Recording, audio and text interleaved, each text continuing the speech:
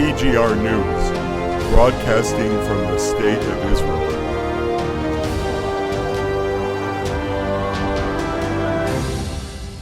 Welcome back to TGR News. Hello, hello.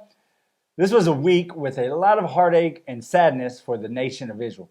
The Supreme Court reform was stopped while our enemies inside our borders and from abroad never stopped trying to destroy Israel. Before we get into all these events of this week and more, we are blessed to say thank you for everything you guys do. So thank you so much for the help that you guys are giving all these people here in the state of Israel. Recently, we have grown and we keep growing. It's a slow process. We're growing, but we are growing. We're continually to grow. And like we always have from the beginning, it's always been a leap of faith.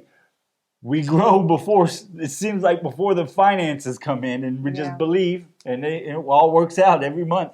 Praise the Lord. We're getting to a point now where it's almost too much. We've grown too much to be able to do it by personally handing out food and everything, which is a wonderful and blessed problem to have, that we need to be able to figure out how to feed even more people.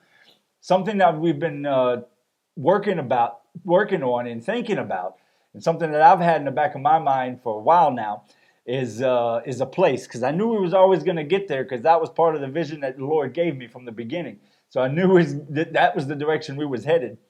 We need to get a place, and so that we can. I'll tell you the idea. We have a place. I've set it up sort of like a supermarket, like a mini market, right? The only difference is this one won't have a cashier. The people that we help every month, the ones that the social worker gives us for the families from the schools, we'll invite them to come in and do their shopping, and they'll be able to just take what they need for that week, every week, and be able to go home with it. And it'll be a wonderful thing to be able to do. We'd be able to help more people financially, because you get better prices at bulk than we can get now. Yeah. Even though we're getting good prices now, we can get even better prices when that happens. I've already looked into it. It's about, I'm getting all worked up about it. We ain't there yet, but I feel like it's right around the corner. It's about $1,000. About $1,000 a month for the rent and the electricity and water for the place, and probably a property tax. But around about $1,000 a month. And then from the very beginning, it'd be hard the first time we set it up, because you got to buy everything in bulk. So it's a lot of money up front. But I'm sure we'll get there. That's the way the Lord is pushing us, and what the Lord wants, He gets. At least on my end of bargain. It's one of my promises to the Lord every time I pray to Him. Whatever you want, how much you want, when you want, I'm here for you. Whatever you want, I'm your servant. Is all I am. So praise the Lord, and thank you guys so much for everything you're doing. It is such a blessing to be able to give these people the food they so desperately need. And as we talked about before, it's also a wonderful witness, the way the people slowly over time, some of this was almost 2 years, these people every single week getting this food that they need from believers. And that is a wonderful witness. It is an amazing opening to be able to witness to them. And I'm sure you've all heard about the law that was tried to be passed, where the Orthodox Jews try to imprison and punish any believers in the state of Israel who try to preach the word of the gospel. Yeah. It didn't pass, and it won't pass. It's just what they always do, right? So anyway, so if you haven't been a part of this and you feel like you want to, beneath all of these videos are links to the Patreon page and to the Support Us page on thegoldenreport.com. Or you could just go to thegoldenreport.com and go to the Support Us page there and become a part of this wonderful thing we're doing here in the nation of Israel. So God bless you all, and thank you so much. That was a long one. I've never had such a long introduction. But it's a lot of positivity that we're talking about before all this negativity. Because there's a whole, like I started off this video, it was a sad week for the nation of Israel this week. Yeah. As soon as the Sabbath was over on Saturday, a terrorist opened fire at IDF soldiers on duty, and 2 of them were injured. This happened in the same place on the main road going through Hawara, making this the 3rd time in the same place this month of terrorist attacks. The terrorists were able to get away after shooting at the IDF soldiers because they used their car to make what we call in the States a drive-by. I think everyone knows what that is. This is a new tactic they seem to be using now.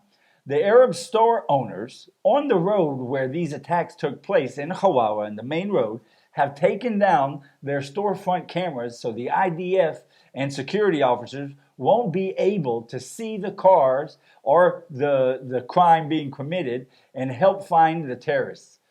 This just goes to show you that it's not only the few terrorists against us; it's all of them. And it sounds horrible to group them all together like that, but it's all of them. Yeah. And here's a place also to mention. We didn't talk about it before, but Hawara is a village, and you have main road crossing it, and people just has to go there. If you wanna, you don't have a road around yet. They're planning on making a road around it, but right now, Jews and Muslims and Arabs have to go through the same road and pass It's Hawara. the main road, yeah. It's the main road, so they have to. It's not like for lots of you communities. see many families going through this road and scared for their lives. Yeah, It's so sad. Yeah. Yeah, and they've been throwing rocks now more and more on that during going through Hawawa. Yeah. Yeah. On Tuesday, the Mossad was able to gather intelligence on an Iranian terrorist cell with weapons and plans to carry out an attack during Passover in Athens, Greece. In a joint effort with the Greek police force, Mossad was able to arrest the cell red-handed right before they made it, with the plans and weapons in hand. They were planning to attack the synagogue in the Jewish community in Athens. So it's good we still have good intelligence. Yeah. And we've been able to do these things just before they happen. It's like a miracle. Every time they do this, and guys, just for you to know, we stop hundreds and hundreds of terrorist attacks every year. Every or sometimes month, every month. Yeah. So it is so important the intelligence will stay strong. Yes. And yeah, it was a good show of the ability Israeli intelligence has to be able to get the information and stop something like that.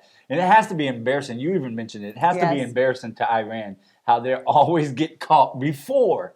Yes. Yeah. Red-handed. Right before. I remember one time they had a guy, Iranian agents try to get a Jewish person to fly abroad from Israel to kidnap him. The intelligence knew it, and the guy was already on the plane, flying towards where he was supposed to go to get kidnapped without him knowing. Yeah. And the Mossad agents got in touch with everything, got him back home before they could do it. I thought he was thinking he's going to a date or something. Yeah, right? It was some girl he thought he was going to date or something. Finally found love online. Yeah. Right. Well, this week the medical units, including the doctors and the IDF and the medical people in the civilian hospitals, had joined the pilots in protesting against Supreme Court reform. Shortly after that, Defense Minister Yoav Gallant from the Likud addressed the nation to say that we need the Supreme Court reform, but the security of the State of Israel is more important. And he is calling for the coalition to stop the reform and allow the nation to come together in upcoming holidays and come to a reform that both sides can agree on. Now, I'm sure you guys already know the reform has stopped, but we're giving you the whole week's blow by blow, right? So this was the defense minister, really high up in the Likud member, and he came out and said that they need to put a stop to it. And it was a brave thing that he did because it going against the Likud. So when he's speaking his mind, he knew he could be punished for it, right? Yeah, actually, the day after Defense Minister Gallant have his speech to stop the Supreme Court reform, Netanyahu fired Gallant from the Ministry of Defense. The left wing is using this to say that now the IDF is going to be weakened even more and how dangerous it is. The Minister of Defense does not run the IDF. That is the job of the commanding chief of the IDF. Yeah, exactly. And it was ridiculous that the left wing said that now Oh my, Bibi's made the IDF so weak now because he fired the defense minister. They're saying this while their left-wing protesters are stopping to fly fighter jets and take missions and do things. And then it just goes to show you how screwed up and twisted they think of things, right? So that's what I meant by it was sort of a brave thing for him to do because, he knew that was coming. Yeah. So after the escalations of the protests this week, on Monday, Netanyahu stopped the reform from continuing. To put it in perspective, the protest supporters in the country reached so wide in so many parts of the country that they were able to stop fuel from being delivered to the gas stations, nearly close the hospitals, barricade the main highways across the country, closed the only international airport the state of Israel has, and crippled the IDF without pilots and other soldiers, and even stopped the trade in the Israeli stock market. So Netanyahu had to stop and recalculate the right steps to take at this point in time. I really believe that was the right choice. Even though it feels like we've been forced, it's like they put their opinion on me, on the person, small person. I feel like, how can they tell me what to think and what to believe politically? And if I don't believe what they believe, I cannot drive where I want. I cannot get medical support. I cannot fly. It's crazy. Yeah.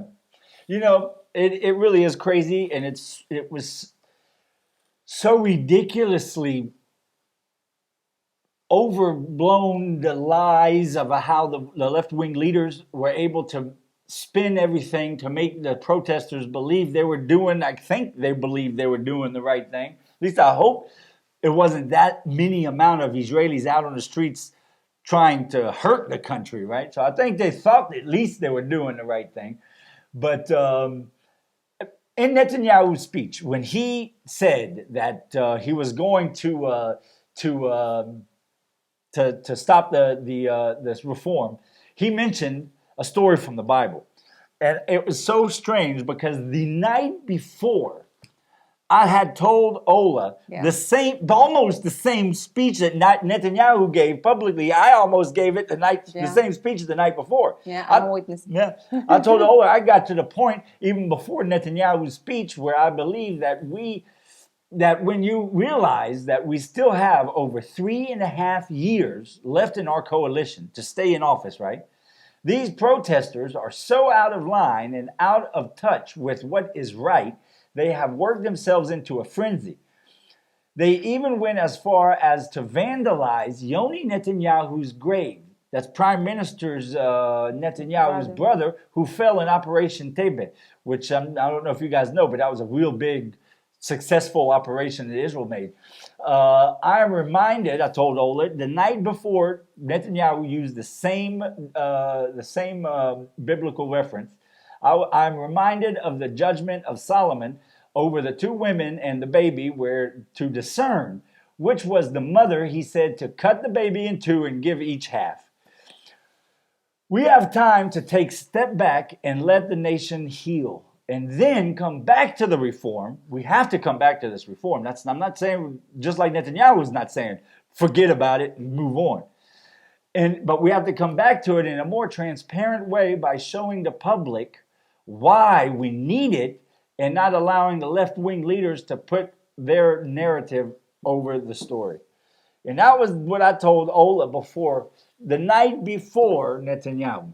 Was, and it really was. He said almost the same thing. You said, just let us save the country as we're saving the baby. Exactly. They can have their way right now. Let's just stop and, gather our power and think how you recuperate.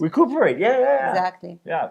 Yep, absolutely. It's been so bad that people in the same family was fighting with each other over this thing. Yeah, it's so just bad. People hate each other. It's gotten to the point where Israelis forget that, first of all, we're all brothers in the same nation of Israel. And we're just like you said, it turned left and right wing as enemies of each other.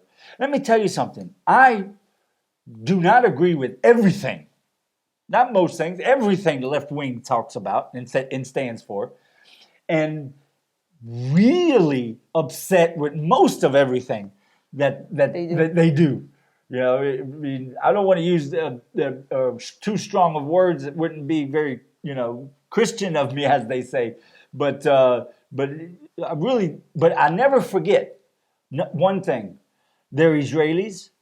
They're part of the nation of Israel, and at the end of the day, that's how democracy works. Democracy would not work if everyone was one side, believed in one side. Then there wouldn't be a democracy, right? Yeah. You need both sides. I understand that. That's how democracy works. And Israel has forgotten that over the past 3 months. Yeah. Probably a little bit longer, but it's really gotten bad in the last 3 months. And we need to figure out a way to get Israel back as one nation. But one thing we realize, at least me, and I think many people realize, we have left in very, very powerful positions. Left wing. All over left people, wing, all over Israel, in very key positions. We need to fix that. And they can cripple the country if they decide so. And we need to fix that. No one should have that kind of power to do what they did. Because they were like, I gave you the list of everything that they... And you even didn't mention many things they still... And many more, yeah. Well, in a very clear message from the White House during the recent protests, while the coalition was trying to pass the reform, Netanyahu did not receive an invitation to meet with the president and talk about plans of the future of our countries, as they usually do after elections and a new leader is in place. Then, as the left-wing protesters were able to stop the reform, Biden said that he will not be inviting Netanyahu until he has come to a real compromise with the reform. I don't even know what to say.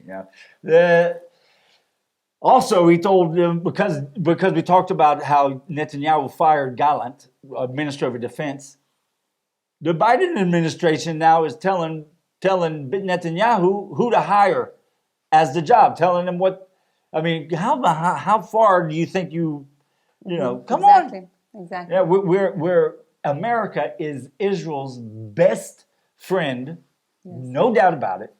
America helps Israel in every way, all of our weapons and everything else. America is very important to the state of Israel. No one can deny that. That's a fact. But just because you're my best friend doesn't mean you need to tell me how to handle my business. Yeah. Help me. Because we're friends. We help each other. Israel helps America too. So it's not a one-way street. We're there. We're America. We're America's front line against terrorists, right? The terrorism and radical Islam and everything else. So we're also give to America, but America is definitely our best and most important ally.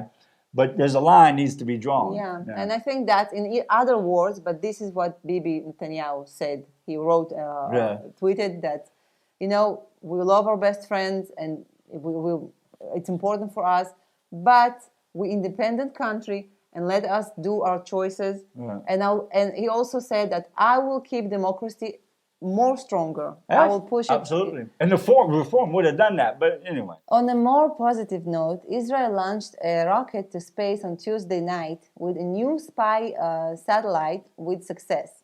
This satellite will strengthen our ability to keep watch and stay safe.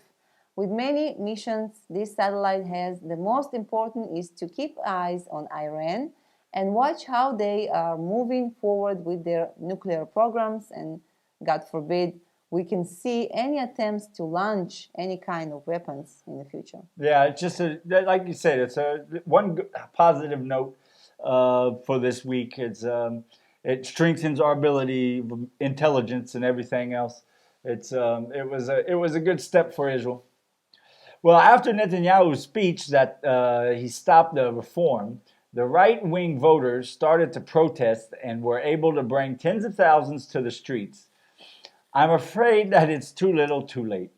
I even heard some right-wingers in the Israeli Air Force say that they can stop the fighter planes and stop them flying as well. The only difference is that the right-wingists will never put the country in danger as the left-wing protesters did. Yes. That's what the guy said, and it's true. You know, he said we could do it too, but we won't. Yes. Because we love Israel too much. And you cannot fly the plane if you don't have all this support and the fuels and arm the plane and everything. And the feeling in the right wing, as I see it, is that we kind of, they're superior and we low quality citizens, Second rate citizens, because our voice in the when we did in the election doesn't count. Yeah, we choose. We want the reform, and don't make us stupid. We're not stupid. We knew that we have the reform. Bibi Netanyahu and other coalition members that right now sit in coalition, they say we will gonna change things and make a reform. Judgment. Yeah. So we knew what we're voting for. So we know, and now it's like they're feeling like nobody counts us as a voice, our voice. Yeah. So this guy, he just was so frustrated. He was crying. I saw this show. It was on the radio, and he told like they feel like they can not fly the plane. Let them try to fly the plane. When you say this guy, you're talking about the guy who said. Yeah, okay. Make it clear. The guy who said that the right wing people could also stop the fighter planes from flying. Yes, and he said that let's just try to fly the plane without us, the mechanics. Yeah. So. Yeah. Well, it was sad week, and I'm really concerned about this country. I saw you sad too. Oh yeah, well, it was a sad week. Yeah, but I think it was the right decision. You know, it definitely was. But you know, you say that our vote. You say how about the people who said that our vote don't count? Well, I do think that our vote does count. I just think we voted shows that we voted even better than we thought we voted even, because the people we voted in decided to give the baby. Decided, okay, let's save the country. Even though we know this is so important, we need to do this. First, let's keep the country safe. Together, not split, and definitely no civil war or anything like that. So our vote counted, and because of who we voted for, they made the right decision. Yeah, and by the way, you were right. You said that they're not going to stop. The left wing won't stop, even if we stop the reform. Yeah. They won't stop protesting, and they didn't. They're still protesting. Yeah, they're still in the streets. Yes, and what's the new reason now? Not Bibi. We don't want Bibi. They won't admit it, of course. But they won't admit it. They're just sore losers for losing the election. Exactly. Well, you got anything else you want to add? I'm done. Okay. Well, hopefully next week will be a lot better news. Love to sit here one of these new broadcasts and just give all good news. Yeah. Yes. The Temple Mount, third temple is being rebuilt. Yeah, just stuff like that, right? That would be great news to be given. Don't forget to join us on thegoldenreport.com. And until next week. Shabbat Shalom. God bless.